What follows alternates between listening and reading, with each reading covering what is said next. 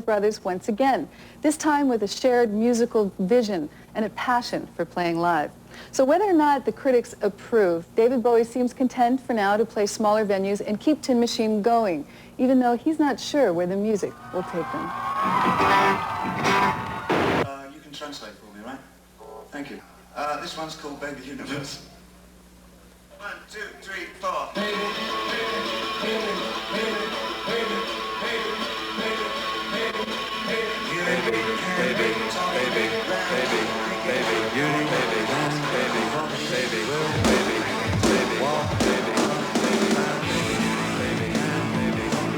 baby. This music isn't so much about getting approval, but just about being played. Yes. It is. It's experimental to a certain degree. It's definitely spontaneous. I'm talking within the live circumstances. It's not a comfortable band, but I think if you give it the time and apply yourself to it, it can be an enjoyable band, an enjoyable experience. I think there's nothing better than watching musicians having musical conversations between themselves. It has a sensibility that one found in jazz, and I'm not paralleling it at all because I think that couldn't be more remotely different from jazz.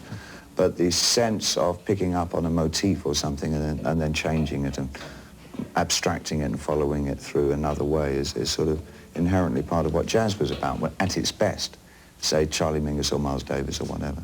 And it's something that we kind of focus on as being something that we want to get somewhere near, but in rock terms. And it's nothing to do with that dreaded word fusion either. So we're not quite sure where we're going, but we quite like the journey at the moment.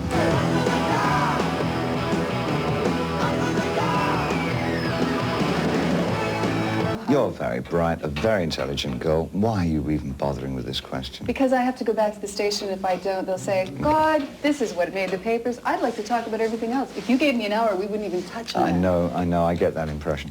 The answer's no. Seriously, I mean, if we wanted to have created, firstly, let's remember that it is and was only the record retailers of America that decided to opt for that particular stance. Nowhere else, including Canada, took that position. Secondly, I think if we'd wanted to produce a shocking kind of cover, I think we both are imbued with an uncanny sense of irony that we would at least have given them erections. At least? At least. Happy Mondays. Happy Mondays. You look at them with their pro-drug stance, and then you look at Magritte, who never touched anything other than the pipe in his life, and you wonder who came off better. For each of us, it's a personal journey, right? Wherever it takes you to that place of clarity where you say that this is different than it was Yeah, before. the other thing is, unfortunately, it's called a responsibility, which is a hard thing to have to come to terms with. And what really happens is that everybody around you gets over. That's the very worst aspect of drug taking. Well, I remember in the Rolling Stone interview, David, you said that up until the 80s, you didn't think that you could make any kind of good music without the use of cocaine. That's exactly my state of mind at that time, which was absolutely absurd. But I didn't know that because I was sort of completely addicted. I mean, I was a drug addict, miss. Excuse, miss. Oh, excuse, miss. I was a drug addict. I was a victim of my own self-persecution. I have to say that it must be difficult for people to quit smoking because you make it look so glamorous. Oh, God, yeah, that's horrible. I know. The tour started. You're delightful. Thank you for coming on the show. Next. Well, tell them who's going to be on next week's show. Next week we have, who is on next week's show? Oprah Winfrey. Oprah Winfrey, Hammer, and a man who claims to be the reincarnation of Jesus Christ. And that new rap group, MC Escher. And the Critics, a new band from Boston, who we absolutely loathe. I don't think there's really been an album that hasn't owed an awful lot to rhythm and blues music. Everything that I've done has had that as a basis. Getting my facts from a Benetton ad, looking through African eyes, lit by the glare of an LA fire. I've got a face, not just my race, baby. I got you, man.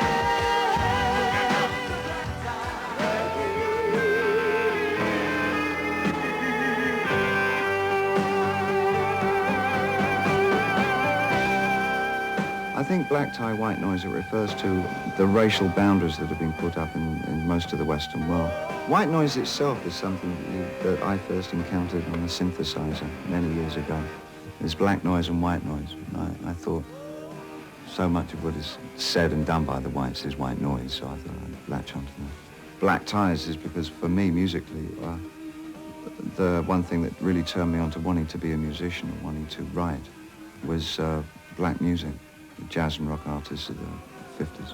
It also has a lot to do with the black and white side of one's thinking, the inside voice and the outside voice, the voice that the world hears and the voice that you speak to yourself with.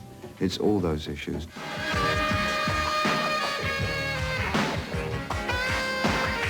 Putting on the black tie, looking out the white noise.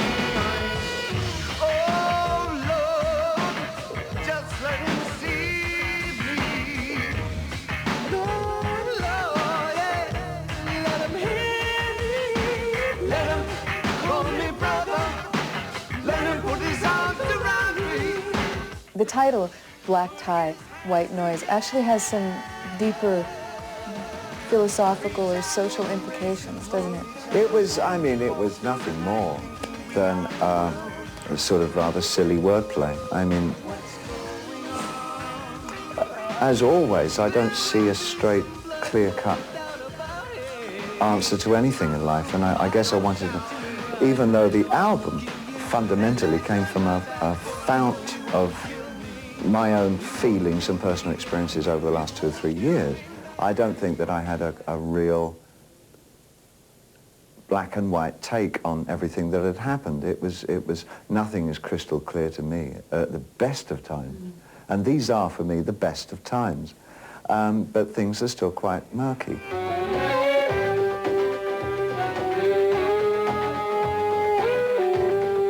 I wanted a title, and indeed it came up with a song that I wrote around the theme of Black Tie, White Noise, that reflected that. So for me, it's a long way of saying, it reflects, the fact of my marriage, it reflects the positive and negative thoughts that I have about relationships, also reflects my own black ties to rhythm and blues music, and what I perceive as what I put on top of it, the white noise. So it's a combination of those kinds of plays on the title. And it kind of summed up, I thought pretty accurately, what the album sounded like to me. There.